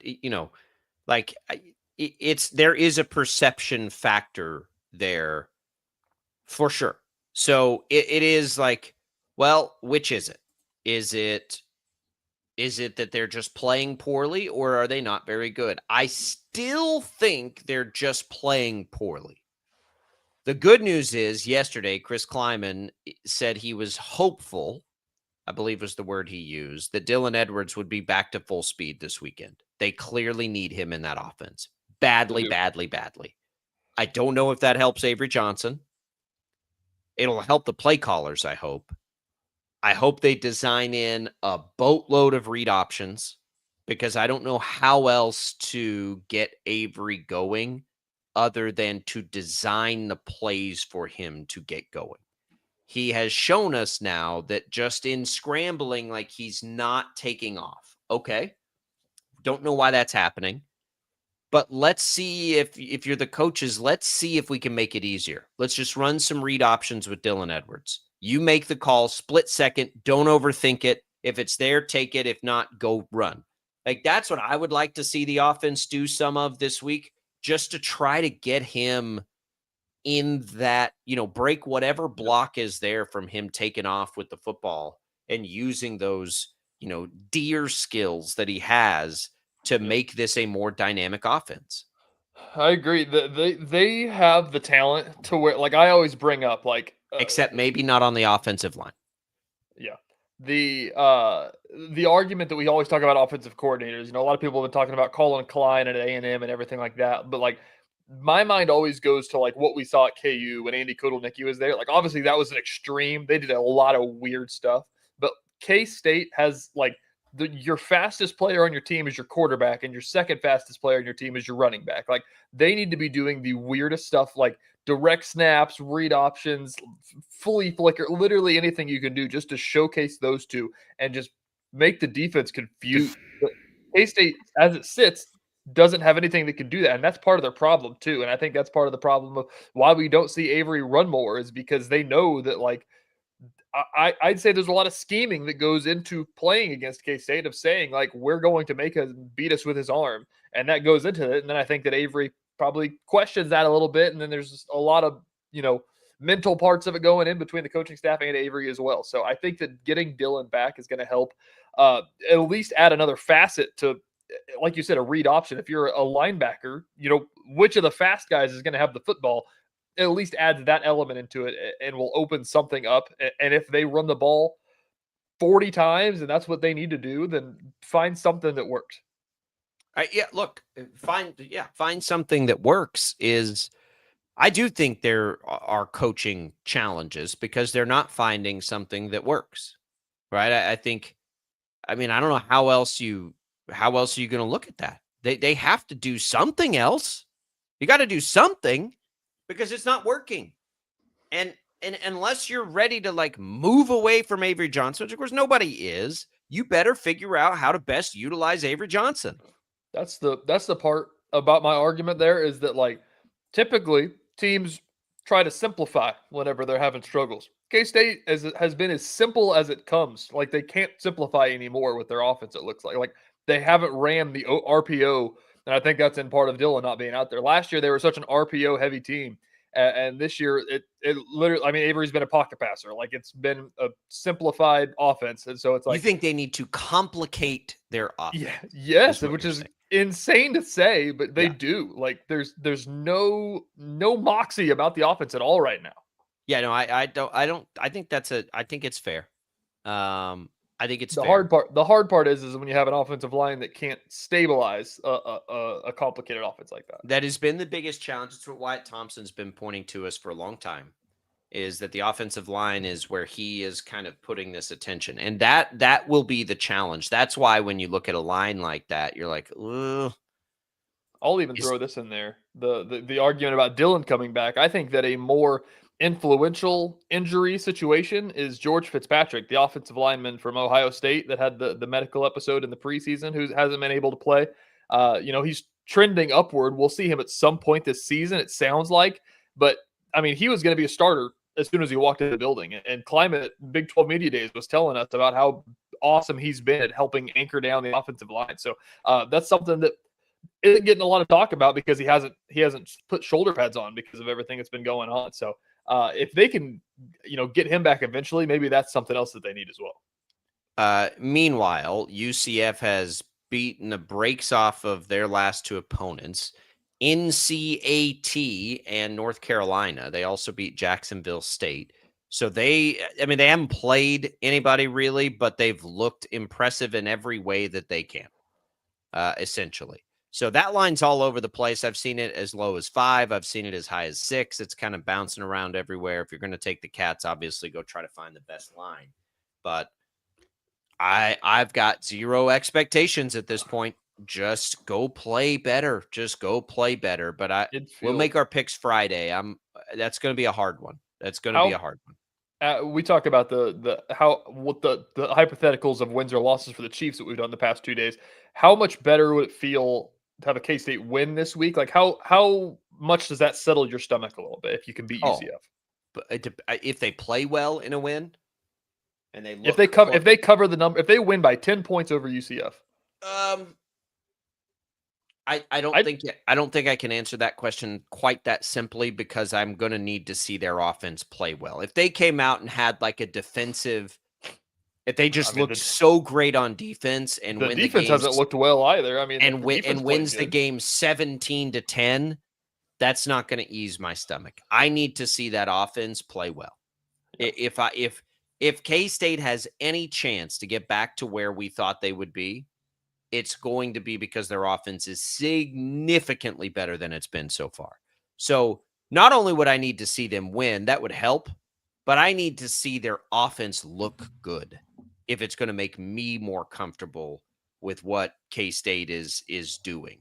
I have no confidence in that, and they're going to have to win that back a little bit. I think that's the reality. Like, how could you have any confidence in anything for K-State? I can't. It's really a imagine. question. Like, do you think they have the ability to? I think is the question. I still am going to kind of cling to.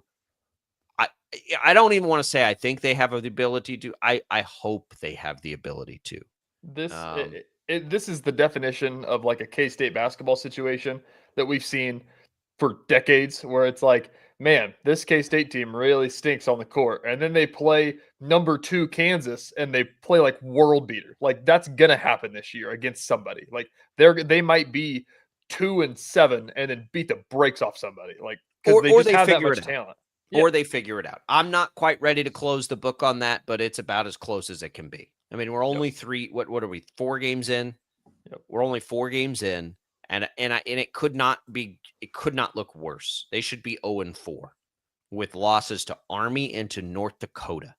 Like, Sure. it's not just bad, it is catastrophically bad. So Army's I'm not downplaying how bad it is. I'm just holding out hope in a couple local kids who are supremely talented that I just want to see be successful. That's the worst part, because we got so many Wichita ties into this team where you just root so freaking hard for them. And it's like, oh no, this is the K-State team that they're going to be on. That sucks. Well, and they need to, I mean, let's be fair to it. They're college players now. They're getting paid all these things. They need to and must be better than they've been. Period. Sure. Period. I mean, the Wichita kids are some of the most integral parts of the team. Like, we got 6 Wichita starters on the team. Yes, it's a lot.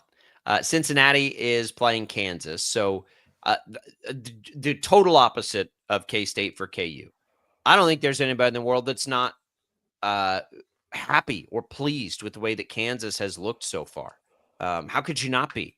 They are winning games in ways that winning teams fight. They look like a K-State team, TJ, honestly, where you look at it and you're like, man, how did they win that game by that much? And it's, well, because they played great special teams and they didn't make any mistakes and they took advantage of opportunities. And like, they're playing a brand of football. Leipold's doing an incredible job. Jalen Daniels looks like the Jalen Daniels that came into a season as a Big 12 preseason player of the year. Efficient, no mistakes, can kill you when the time comes.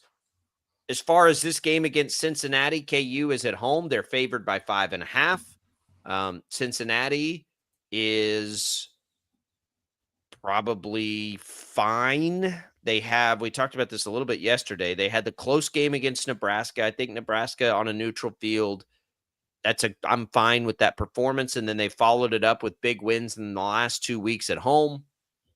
Now they go on the road for this game. I mean, I guess you got to lean into KU here, don't you? We'll make the picks on Friday.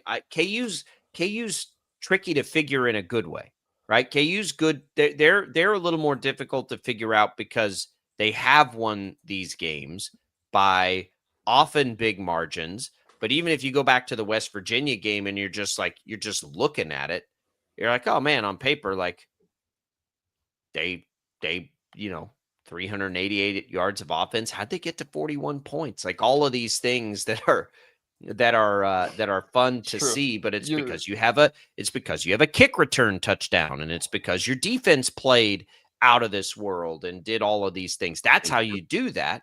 And if they can be great, TJ, on special teams and on defense, I think they can find enough on offense in a game where Jalen Daniels only needs to throw for 138 yards to be good. That's the thing that's kind of perplexing about KU right now is that they are 3-1, and like I mean, I'm riding the high of it. Like, I think that they're awesome. I think that they're a really good football team. And the expectations have just kind of kept growing this season as we've watched them more and more, because nobody knew anything about this team that we always keep saying. But the thing is, I mean, they've beaten Fresno State, Wagner, played a good 30 minutes against Mizzou that you're kind of basing everything off of. Like, that's where all the expectations come from. And then you beat the brakes off West Virginia, who is probably going to be bottom 3 of the Big 12. They lost to Miami of Ohio. So, like, Ohio University, excuse me, not Miami of Ohio. So everything that you're basing this KU start around on is the fact that they scored 21 unanswered at Mizzou and then lost the game. Like, you don't know still. Like, this is going to be a pretty good litmus test, I think. Like, I think that Cincinnati's better than West Virginia is. So, but you don't know anything about Cincinnati either. Like, they need to play. Well, we saw Cincinnati. Look, we saw Cincinnati play Nebraska at least. Yeah.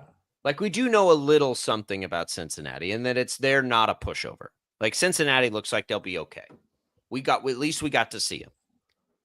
But you're right about KU. They're doing this, and they've taken advantage of a soft schedule early on. There's no question about that. They've done exactly what they needed to do. We are basing it off of playing Mizzou tight and being in control at times. Here's the reality for KU. They get Cincinnati, then they got to go on the road in back-to-back weeks to UCF, to Texas Tech. Then they get K-State. They still have a road game against Iowa State. They still get to play Utah. We're going to find out, right? We're going to find out. And do they need to be better offensively? Maybe.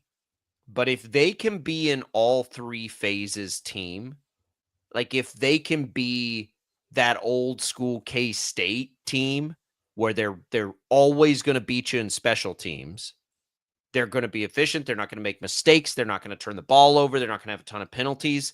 I do think they have enough offense to be really dangerous in the Big 12 this year. I would they're at minimum going to be a team nobody wants to play every single week that they play. Yep. Can they string together enough wins to be contenders? I don't know about that yet. I've got to see. This game is going to tell us more than any game besides Missouri, and I'm ready for it. These are two fun games this weekend, both 11 o'clock kicks. Like, you get them on. Like, this is going to be a fun weekend of college football, I think, for us. Yeah, it's going to be awesome. Yeah, but like you said, that schedule, you're going to get answers in the next 3 weeks, basically. Cincinnati, UCF, and then a bye, then K-State. But, I mean, that Texas Tech game on the road is going to be give me a handicap. What do you think the spread is of that at Tech? They'll probably be 6 or 7 point dogs. Touchdown underdog. Tech's defense, it looks like it could be out of this world this year. And remember, they spent all that money. Like, don't forget what they did this offseason. They went in and spent, some reports are like upwards of $23 million. Their defense is good. But we'll see. I can't wait to watch both these games. I'm glad they're both 11 o'clock kicks. They're both national television. Of course, you'll hear K-State's game right here on the home of Wildcat Athletics, KFH. Here we go. All the injuries across the NFL. We'll try to get you caught up and just, see what the damage is when we return.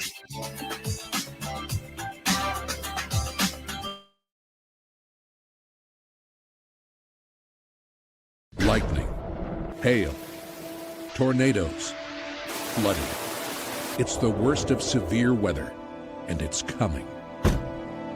Spring brings warmer temperatures, but also dangerous weather conditions. Stay up to date day or night with the Storm Team 12 weather app. You'll get accurate forecasts so you can plan ahead and stay safe, no matter the weather. Download the Storm Team 12 weather app, brought to you by Stutzman's Greenhouse. The future of television has arrived. Next Gen TV is here with stunning video, movie theater quality sound, enhanced voice clarity, and interactive features, all upgradable for the future. Learn more at watchnextgentv.com.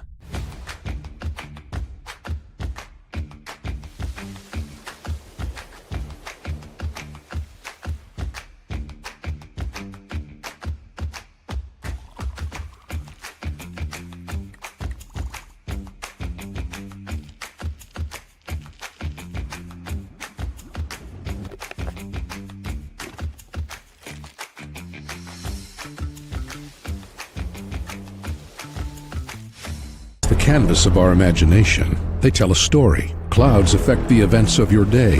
Sometimes they growl, sometimes they inspire, but they're always the messengers of nature's mood, written in the sky. Storm Team 12 understands the language of clouds. We're dedicated to decoding their message, so you know what to expect. Behind every cloud, there is a story waiting to be told. Trust Ross Jansen and Storm Team 12, alerting you first to the impact on your life. We are following a breaking update. Every day, all day, stream the stories that have you talking near and far. Whoever is behind the wheel of this bus is not stopping. From hundreds of local reporters and meteorologists spanning the country. Chaos here this morning at the UW campus. Search LNL for the all-new Local News Live streaming app. Odyssey is one of the most influential audio and entertainment brands in the nation. You already know Odyssey's iconic local radio brands in Wichita. But did you know Odyssey has the country's best collection of music, news, and sports brands? Odyssey is also a premium podcast creator, major event producer, and digital innovator. Odyssey brings people together across the country and right here in Wichita. Odyssey also delivers meaningful radio and digital audio results. Find out our story and impact at odysseyinc.com/Wichita. Make yourself known now. 83-1001 in traffic pursuit. Oh my God, here. Investigate TV Plus begins with real people. We investigate stories that impact you. And inspire change every day. Something is broken. Real problems. Why are they hiding it? And real solutions. My daughter was dying in front of me. What was your reaction when he said that?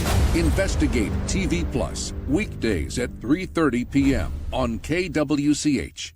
Sometimes people tell us, I don't get it, it's just tea. But let me tell you, we are so much more than just tea.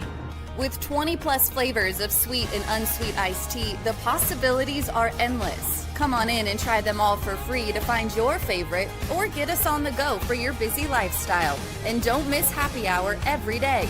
So the next time someone tells you it's just tea, tell them to come by and find out why we say, drink tea, be happy. Jim Rome here, lighting up your afternoons on The Jim Rome Show. Catch me starting at 2 on Wichita's #1 sports radio, Kansas Fan Headquarters, 97.5 and 1240 KFH.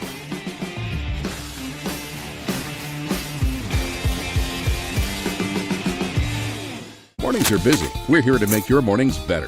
We report the stories that affect you. 3 more hospital lies from contaminated apple juice just a day after the FDA issued a recall. We're here to make your mornings better. Closing east and westbound lanes of K96 for repairs. With 12 News, you're prepared for your whole day. Scattered thunderstorms across the state into the afternoon. Stay a step ahead with 12 News this morning on KWCH and KSCW.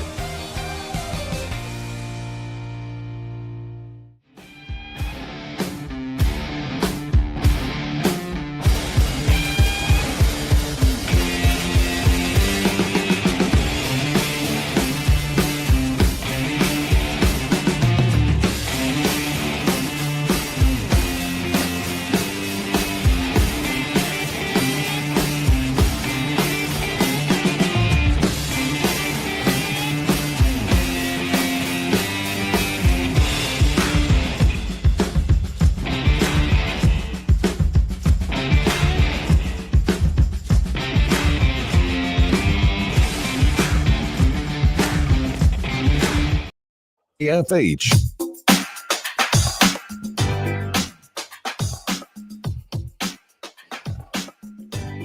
All right, welcome back in, everybody. It is Sports Daily here on KFH. Glad to be with you. Jacob Albrock, TJ Cleveland on this Tuesday. Coming up tomorrow on the show, I believe we are on a Kevin Saul week. I'm pretty sure. So he should stop by, Wichita State Athletic Director. And then Shreya Slaughter, our KU insider, will join as well. So we will get more on that KU game against Cincinnati, maybe a little better scout on Cincinnati. TJ, the injuries continue to pile up across the NFL. We saw Mike Evans go down. We saw CeeDee Lamb go down. Lamb looks like he won't play for a little while. That wasn't it for the Cowboys.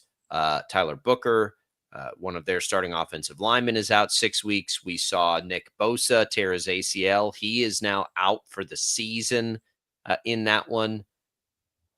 It has been a lot in the NFL this year, even by NFL standards. I think it has to be something we think about when we're talking about contenders in the league. And as we talk about the Chiefs and you see all of these injuries all over the league, the Chiefs are down some players. They had their bad one in week 1. If they can get Worthy back and Worthy's healthy, though, all things considered, they have been able to play through the first 3 weeks and stayed pretty healthy. Obviously, the Worthy one's the big one, but his diagnosis ended up being a little better than we anticipated.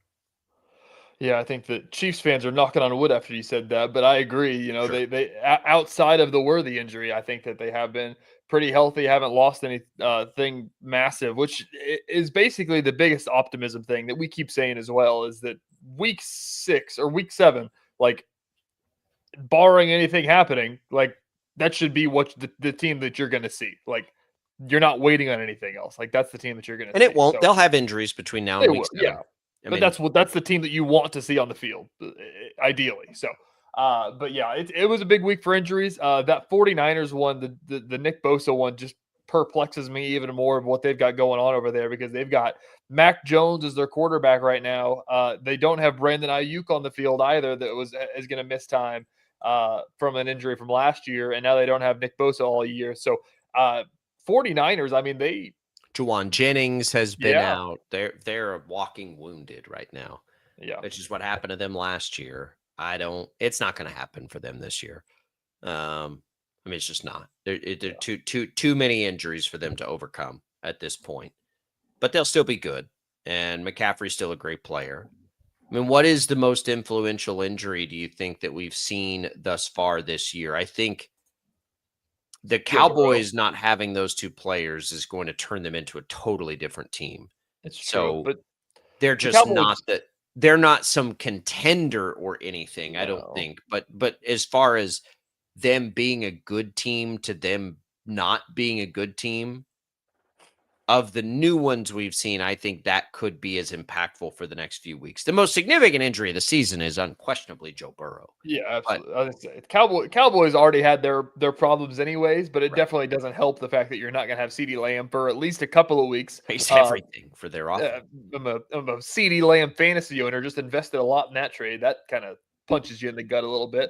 But yeah, I mean, that offense leaves question. I mean, you saw Pickens throwing his helmet yesterday and dropping passes, and now he's your number one receiver because you don't have CeeDee Lamb for a couple of weeks. Javonte has actually been a pretty good running back for them so far, but I mean, there's just so many questions about what that offense is going to be. That Thanksgiving Day game, the Chiefs go down there, it's going to look a lot different than what we may have thought it was going to look like. It's going to see its struggles, and I know that you're more locked in on the Cowboys than I am, but I can't imagine there's a lot of optimism right now. Are you telling me CeeDee Lamb? I mean, George Pickens is a little disgruntled. I can't believe that there's going to be off the field issues with George Pickens. Who saw that coming in the NFL? Let's look ahead to the week 4. We talked Chiefs Ravens. That's going to be the headliner. Seahawks Cardinals Thursday night. You kidding me? How good does that look right now? The Cardinals shouldn't have, they lost to San Francisco. That was disappointing, or they'd be out to a 3-0 start. Sam Darnold looks good. That game looks good. 43.5 points is that early line. You think the over on Thursday night with as bad as the Cardinals offenses looked? I don't know. I might take the. I almost never bet the over because I hate them. Unless you're trying to get under like a 55 or something. Yeah. We get Sunday morning football this week too. Who's that? We get Sunday morning football. Vikings Steelers in Dublin. I didn't realize that was this week. Man, I wish McCarthy was playing. If McCarthy was playing, I actually would be pretty excited about that game. I love the idea of the Sunday morning. I think that they should do, like, obviously it's insane to think about, but like if you could have one Sunday morning game each week, like it's too much. I like doing it. It's too much on the teams, but for a guy, no, I think it's too much as a fan. I like it as a novelty still. I like having it occasionally. I do. I like to set my watch to Sundays and have a routine. And like that includes, for a lot of folks, it includes church maybe, or maybe that goes on Saturday night. But then after that, it's like, for me, it's usually a trip to the grocery store, get everything ready, get home from that, get all my bets primed up. And then 10:30 hits and you get inactive lists. Okay, let me make sure we're clear there. Let me get all the fantasy football teams set. And then you work through that process, and it's about kickoff time. And then for me, I go red zone, and I just start cooking food all day. Like maybe I have a Bloody Mary while I'm cooking, watching football, watching red zone. And then, usually you get the Chiefs in the late window, and it's like, all right, it's time to flip over now and turn to Chiefs mode and just kind of chill and do. I like to, so having that 8:30 does throw off my routine a little bit. That's fair. But I like it. I like it as a novelty. Yeah, I'd miss a lot of football. That's what's so hard about consuming college football is that like we do the picks and everything like that, and then it's just like, yeah, what'd you think of Ohio State last week? It's like, well, I didn't tune into Ohio State versus Iowa, like or whoever. Didn't watch it. No, I'm the same way. And on this show, we've never made any bones about that. Like there are college games that we stumble into, and we'll talk about those. For the most part, though, it's KU, it's K-State, it's Big 12, and it's not much else because we don't have time. Right? We're working, we're doing all these things. I've got 3 kids, and they're all playing sports. Like we watch the games we need to watch, and if we can get into it. But the NFL, typically, I watch all of it. Yeah, I try to. That's kind of my thing. It is a big week. You got Eagles Bucks this week. Looks fantastic, right? You've got Colts Rams. Looks fantastic thus far. Of course, we mentioned Ravens Chiefs. Packers Cowboys is going to get a lot of run. The Cowboys are going to get smacked in that game without CeeDee Lamb, unfortunately for us Cowboys fans. You get terrible Monday Night Football game in the Jets Dolphins. I don't know how interesting Bengals Broncos can be. The Browning experiment in week 2 was not good, although it was not all his fault. The Bengals, everybody on that team was making mistakes against the Vikings. I would anticipate a bounce back to some degree, but the Broncos are feeling pretty desperate now. Back-to-back games, they lose on game-winning field goals. So there's a lot this week that I think we can get excited about. There are plenty of games, and they're all spread over the different windows. So week 4 should be good. It should be a good week, and it's going to be the week everybody starts making money in the NFL. Anybody making money yet in the NFL? The NFL for me, it's like you'll have 2 or 3 weeks a year where you'll make a ton of money, and then the rest of them you're just trying to skate by. I'm skating by right now. I'm probably a little less than skating by right now, if I'm being perfectly honest. The NFL just drains me. I feel like I always like you can make a lot of money on the NFL, but I lose a ton on the NFL. Like I always feel like what I'm saying is like college football keeps it level, and then I just always just lose it all on Sunday. Or maybe I'll get like that's where I make the money. But I like the player props in the NFL are always the best just because of touchdown scores of how diverse they can be and the parlays you can do there. But I'm terrible at picking games, man. And you can tell in the standings on Friday. I went 0-4 this week. Everybody's terrible at picking NFL games. Also, on our picks, and it's never reflective of my wallet, and I would be having a great year because I always try to find the most difficult games to pick. It's not like, ooh, I have a good feeling about this game, I'm going to put it in the picks. It's like, no, these are either headline games or they're interesting because they're impossible to pick. That's why we put them in there. So that's not a good exercise. The thing about the NFL, and I don't like player props in college, I don't like at all. But making the parlays and all that with player prop, that's what makes the NFL fun to me. Yeah. And that's where you can maybe make a little money. Nobody's making money picking games. I don't think. It's the other stuff. Like where can you find a read? I mean, if Zay Flowers doesn't lay an egg in the first half last night, that would have been a very fruitful game for me. I hit every other part of it on every other bet that I had. Yeah. It's just Zay Flowers was a non-factor in the first half. And so it goes. I had him in every piece of the different bets that I have, and he just didn't have a good game. And that's the way it is. But 38-30, that should be a game we're making money on. That's what sucks about it. You get 38-30, you got to make money with 38-30. Yeah. Speaking of props, a little fantasy talk here. Get Jacobs in the Guillotine League. We had the 32-team Guillotine League cooking that last night. That Brady, producer at K-Witch, was safe until the Jahmyr Gibbs touchdown in the second half and then kicked him out of the league. And then my wife, playing fantasy football for the first time ever, stayed up last night because she was up by 1 point heading into the fourth quarter. Stayed up to watch and lost because of that last second Mark Andrews touchdown. And I was like, welcome to fantasy football, Gabby. At least she wasn't in a guillotine league that cuts her out. My wife has a team. She's been in a league for a long time. I help her with it. She's not happy with it. She hasn't been good for a couple of years. And my wife she does not stay interested in things she's not good at for very long.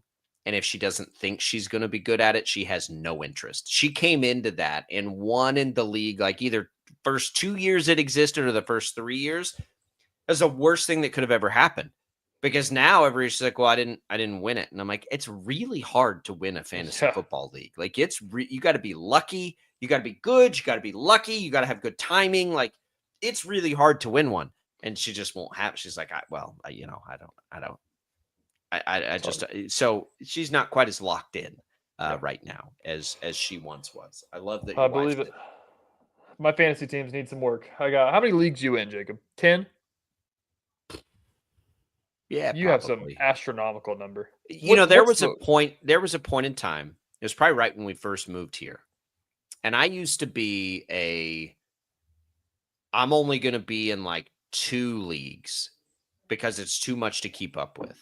The problem with that theory is there are too many different groups of people, and you want to like join in on the fun of that. So you've got I've got the leagues that I've been in literally for 30 years now. I've got those, and those are the ones that I lock into. But then like we're in one with other people in the media around town. You've got ones like your 32 team, 2 quarterback guillotine league, which that sounds like too much fun not to do that. You've got all these different. So how are you going to say no to those? So by the end of the day, you end up and you're in man, I'm in 10 leagues. It's waiver claim day today. As soon as we get off the air, I'm going to feverishly make sure I check all my teams and put in waiver claims. It could take an hour. That's what we do, though. We're degenerates, as you like to call it. Sure. It is what it is. We'll come back. We got more Sports Daily. Don't go away.